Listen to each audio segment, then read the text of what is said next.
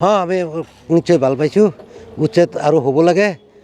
এইটো আমাৰ দৰকাৰী বস্তু। এইটোৰ কাৰণে আমাৰ পানীয়ে ৰাস্তা ঘাট ভৰাই আমি স্কুল কলেজত এই ল'ৰা ছোৱালী যাব নোৱাৰে, আমি ক'ৰবাত ওলাই যাব নোৱাৰোঁ, ৰোগী লৈ যাব নোৱাৰোঁ। উচ্ছেদক আমি সমৰ্থন জনাইছোঁ। যিবিলাক এই ডিং চাৰ্কুলৰ বিষয়াসকলে যে এইটো উচ্ছেদৰ কামটো আৰম্ভ কৰিছে, তাৰ কাৰণে আমি তেখেতলোকক ধন্যবাদ জনাইছোঁ। প্ৰশাসনক মই আন্তৰিক ধন্যবাদ জনাইছোঁ।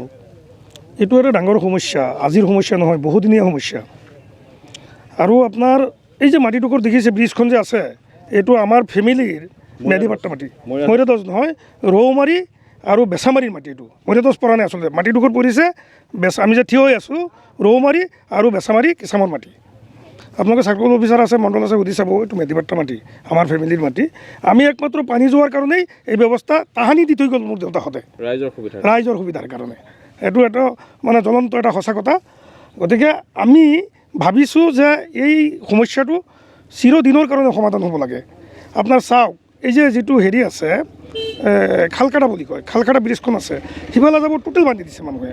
প্ৰশাসনক মই পুনৰ অনুৰোধ জনাম এই কথাও যে একেবাৰে বলুকৰা বিললৈকে যদি এই ব্যৱস্থাটো কৰি দিয়ে, তেতিয়াহ'লে আমাৰ সমস্যাটো একেবাৰে স্থায়ীভাৱে সমাধান হ'ব। অতীতৰ দিন বুলি ঘূৰি আহিব বুলি আশা কৰিব পাৰিম, যদি 100% হয় কামটো। এতিয়ালৈকে যিখিনিলৈকে গৈছে, পানী যোৱাৰ এটা ব্যৱস্থা কৰা হৈছে।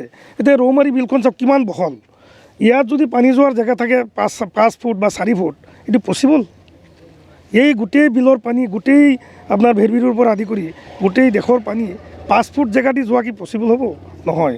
গতিকে সেইকাৰণে প্ৰশাসনক মই অনুৰোধ জনাইছোঁ, মই ব্যক্তিগতভাৱেও জনাইছোঁ।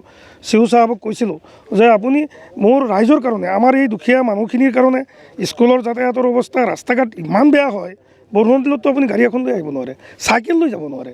ছাত্ৰ ছাত্ৰী ইয়াত পৰে, ভৰিত দুখ পায়, হাতত দুখ পায়। গতিকে আমি এইকাৰণে চিউ ছাৰক মই কৈছিলোঁ যে আপুনি বস্তুখিনি পৰিদৰ্শন কৰি এই ব্যৱস্থাটো আমাক এনেকুৱাকৈ কৰি দিয়ক যে যাতে মানুহখিনিৰ এই অসুবিধাটো নাথাকে।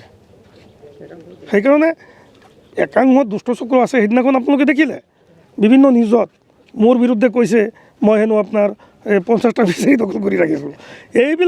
এইবিলাক মিছা কথা কৈ কিবা লাভ আছে নেকি?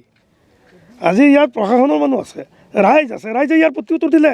মই দিল্লী আছোঁ, মই ঘৰ পোৱাৰ আগতে মই দিল্লী থাকোঁ অৱস্থাতে এই ৰাইজে ইয়াৰ প্ৰতি উত্তৰ দিলে। এই গোটাক্ষ মিছা কথা, আৰু যোনে কৈছে এইটো বেয়া কথা, নাপায়, ক'ব নাপায় এইবিলাক কথা, ইমান মিছা কথা ক'ব নাপায় নহয়। একাংশ দুষ্ট চক্ৰই এই যি উচ্ছেদ অভিযান বন্ধ কৰাৰ চেষ্টা কৰিছে। একচুৱেলি আপোনাৰ মেইন কথাটো হ'ল কি যে একাংশই ভাবিছে এই উচ্ছেদটো বন্ধ কৰিব পাৰিলে তেওঁলোকৰ কিবা ব্যক্তিগত লাভ হ'ব পাৰে। এই ভাবি পেলাই এই যিকোনো কথা কৈ এটা বিশৃংখলাৰ সৃষ্টি কৰাৰ কাৰণে এইবিলাক প্ৰয়াস কৰিছিল। কিন্তু সেইটোতো আৰু প্ৰশাসন আছে, ৰাইজ আছে, চবেই বিচাৰিছে। 2-4 মানুহে কি কৰিব পাৰিব? নোৱাৰে এইবিলাক কৰিব। গতিকে কৰিব পৰা নাই, যাৰ কাৰণে যোৱাকালিও চলিছে, আজিও চলি আছে উচ্ছেদ। গতিকে আমি আশা কৰিম এই পানী যোৱাৰ ব্যৱস্থাটো সম্পূৰ্ণভাৱে হ'ব লাগে।